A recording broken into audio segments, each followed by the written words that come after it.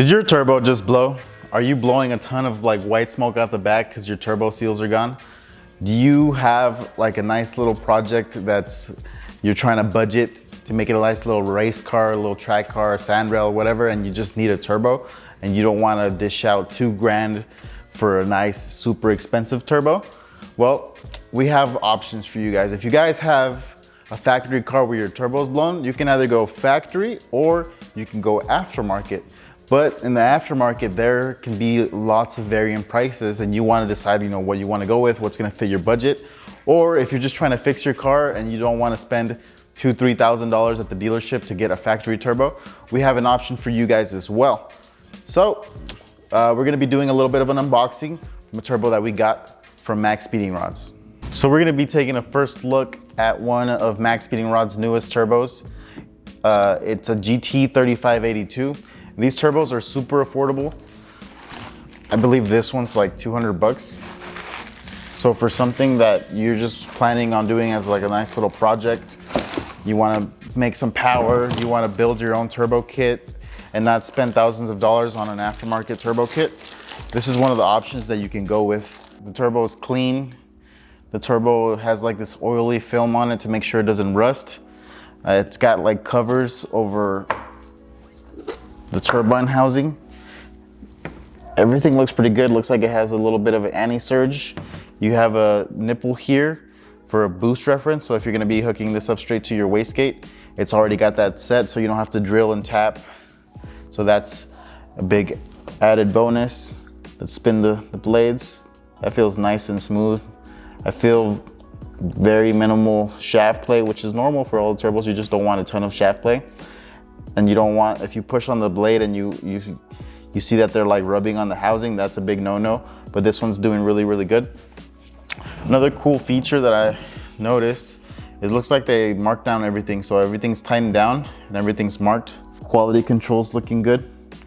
And it looks like it's all pre-oiled. There's literally oil all in the turbine. One of the cool things about this is it's a universal turbo kit. So you can run this in multiple applications. The application for this size of a turbo is a 4 or 6 cylinder from 3 liter to 6 liter. There's not gonna be a lot of 4 cylinders that are pushing 3 liters, so you could probably still put this on just like a high horsepower like Honda K-Swap or a B series, and it should be able to handle the power. It'll be a bit laggy, but they also have smaller size turbos for other applications. This turbo is capable of 600 horsepower, so that's a really good number. It's about the same horsepower number that I have on my FRS with the 3076. The flange is called the T3 for the turbo manifold, and then you have a 4-bolt downpipe flange. It is 56 trim turbo, pretty much 56.9, and it's got a compressor AR of 0.70. So it's a good size turbo. It's gonna do the job for any application. Normally 6 cylinders or like high horsepower 4 cylinders. This is kind of the turbo that you want. It's a journal bearing. They call it a wet float, and then it's a water oil cooling. It does not have an internal wastegate, so you're gonna have to run a wastegate with this. Obviously, most of these aftermarket turbos, you're gonna need a wastegate, and then it does come with a warranty, a 2-year warranty against any manufacturer defects. So if the turbo fails because of some issue that was in production, then you can go ahead and get another one. Some of the features that it has, the blade for the inducer side is made out of cast aluminum. So it's gonna be lightweight and it's not gonna have any problems with corrosion. And then another thing that it has is, for example, the turbine housing back here is made out of ductile iron. They even give you like the exact, it's a QT450-10. I'm guessing that's the type of metal that they used here. So it's cool that they're able to give you like exact specs on everything. It's supposed to handle temperatures up to 700 degrees Celsius. The blade on the rear side of it, look here, you can't run an aluminum blade obviously because this is the hot side. We're gonna have straight exhaust gas coming through here. So this is made out of K418 alloy, which is gonna be stable.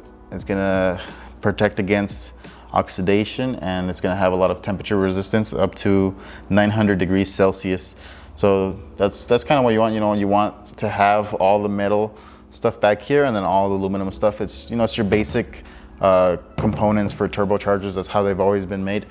So having it, you know, the same simple formula, it's gonna give you a good turbo. So all in all, I would definitely recommend this turbo as like a starter turbo. So if you're starting to do a build and let's say you don't have unlimited, you know, money, you want to do a budget and you just want to kind of get your car running, get everything sorted, this would be a nice starter build to run in the meantime while you are trying to save up for like a really expensive one, like a nice Garrett or Precision or any other turbo. But if this turbo turns out to be good and it lasts you more than you are thinking, then it might be a good option to just keep. And if it ever does decide to fail in the future, you know that it's not that expensive. It's only $200 versus like a $2,000 turbo. So imagine having to buy a $2,000 turbo over and over again versus a $200 turbo. So this kind of gives you that nice budget feel. I remember when I was younger, I went with the budget, and that turbo that I had never failed me. So something like this would be a nice starter turbo, or it could be a good replacement if your factory turbo went out. They also have on their website, if you go to MaXpeedingRods.com, I'll have a link down below that'll actually take you to the specific page, and you can scroll through their turbos. They have multiple different types of turbos. You don't have to go with the 3582 if it's too big for your car. They also have a 3076, which is the same size that I'm running in my FRS, which is also pushing 500 horsepower. But you know, if you want something that's going to spool a lot quicker, you can go with something smaller. They have turbos for WRXs that are just straight up replacements because they don't look like this. They have completely different housings. And if you want just like a nice, where you take out your factory turbo and you can just put it in and it's gonna fit. They even have one for a Chevy Cruze, so they have all kinds of turbos. So if you want a replacement where you don't have to go to the dealer and worry about spending tons of money, you just need your car back up and running to get you, from point A to point B again, that's another option that you can do. So there's multiple things that you can buy off of this website too, but we were sent this turbo kit to review. They're known for making rods. They also have all kinds of products, and it's all car related. So getting to review some other products or do like unboxings like this. So if you guys can check down the link below and just see what products they have, see if there's anything that interests you if you're looking for, nice affordable parts.